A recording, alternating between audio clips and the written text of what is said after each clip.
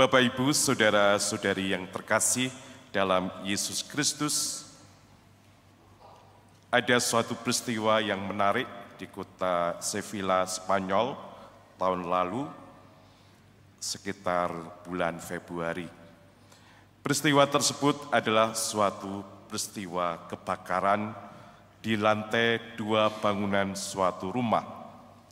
Dan di situ ada 2 orang anak yang berusia 3 dan 7 tahun yang terjebak di dalam ruangan tersebut. Ketika asap sudah mulai mengepul dan orang-orang juga mulai berkerumunan, seorang pria, yaitu tetangganya yang dikenal dengan nama Jairo, dengan cepat berusaha memanjat gedung tersebut. Ia memanjat dengan penuh keberanian. Ia mempertaruhkan nyawanya sendiri supaya dapat menjangkau anak yang histeris di balik jendela. Upaya Jairo ini akhirnya berhasil menjangkau kedua anak itu dan menurunkannya dengan selamat. Saudara-saudari yang terkasih, dari kisah tadi ternyata kita mengetahui bahwa ada orang-orang yang tergerak hatinya, yang sungguh peduli terhadap keselamatan orang lain. Mereka berani mempertaruhkan nyawa untuk keselamatan sesamanya. Saudara-saudari yang terkasih dalam Yesus Kristus, sebentar lagi kita juga akan merayakan misteri penyelamatan.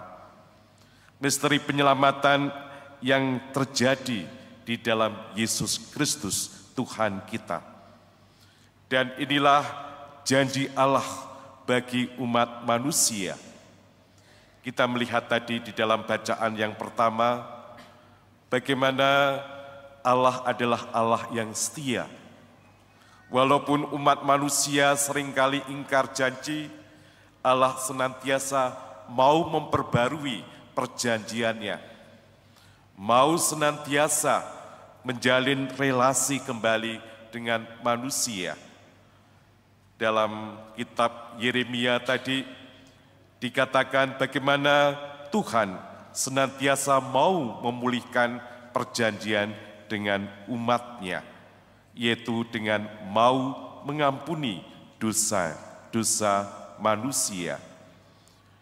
Tadi dikatakan, tetapi beginilah perjanjian yang kuikat dengan kaum Israel. Aku akan menaruh Tauratku dalam batin mereka dan menuliskan dalam hati mereka. Maka aku akan menjadi Allah mereka dan mereka akan menjadi umatku. Inilah saudara-saudari yang terkasih, bagaimana Allah tetap setia bagi umat manusia, bagi kita. Dan hal inilah yang diwujudkan terlaksana di dalam diri Tuhan kita, Yesus Kristus. Yesus datang untuk kita, diberikan untuk kita, untuk keselamatan umat manusia. Dan juga tadi dikatakan di dalam bacaan Injil, bagaimana Tuhan Yesus menyelamatkan kita. Sesungguhnya, jikalau biji gandum tidak jatuh ke dalam tanah dan mati, ia tetap satu biji saja.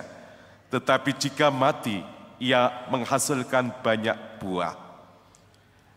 Lukisan gandum adalah lukisan gambaran tentang Yesus yang mau memberikan dirinya, hidupnya dengan sengsara, wafat di salib untuk menghasilkan buah keselamatan bagi kita masing-masing. Maka saudara-saudari yang terkasih, bagaimana tanggapan kita sebagai umat yang dicintainya? Apakah kita mau menjawabnya dengan penuh syukur Ataukah kita tidak peduli dan acuh tak acuh? Inilah tantangan yang diberikan Tuhan bagi kita. Tuhan menghendaki agar kita mau mengucap syukur atas segala apa yang dikerjakannya bagi kita semua, supaya kita tidak menyia-nyiakan anugerah pengorbanannya. Hal ini dapat kita wujudkan di dalam ketaatan kita. Ketaatan sebagai murid-murid Kristus. Ketaatan di dalam panggilan hidup kita masing-masing. Ketaatan kita di dalam melaksanakan tugas pelayanan di dalam kehidupan kita sehari-hari. Memang untuk taat tidaklah mudah. Untuk taat butuh pengorbanan. Dan disitulah iman kita diuji, kesanggupan kita diminta. Maukah kita memikul salib bersama Yesus? Maukah kita ikut serta di dalam kasih pengorbanannya? Marilah saudara-saudari yang terkasih, sebentar lagi kita memasuki pekan suci. Saat yang paling indah di mana Tuhan mengasihi kita, memberikan dirinya untuk kita. Marilah kita memperbarui komitmen kita, janji suci kita di hadapan Tuhan, agar kita tetap setia dan taat di dalam mengikuti Tuhan Yesus di dalam kehidupan kita sehari-hari. Baik itu di dalam keluarga kita masing-masing, dalam relasi masyarakat, dan juga di dalam kehidupan menggereja kita. Bapak, Ibu, saudara-saudari yang terkasih, kita percaya dan kita yakin bahwa di balik salib ada kebangkitan. Di balik segala penderitaan, segala pengorbanan, segala kesetiaan, Tuhan memberikan rahmat kemuliaan abadi bagi kita semuanya. 5 bungkus untuk dimakan dari Bang Toyib Sang Dermawan. Yesus Kristus sumber keselamatan, melalui salib ada kebangkitan. Tuhan memberkati kita semuanya.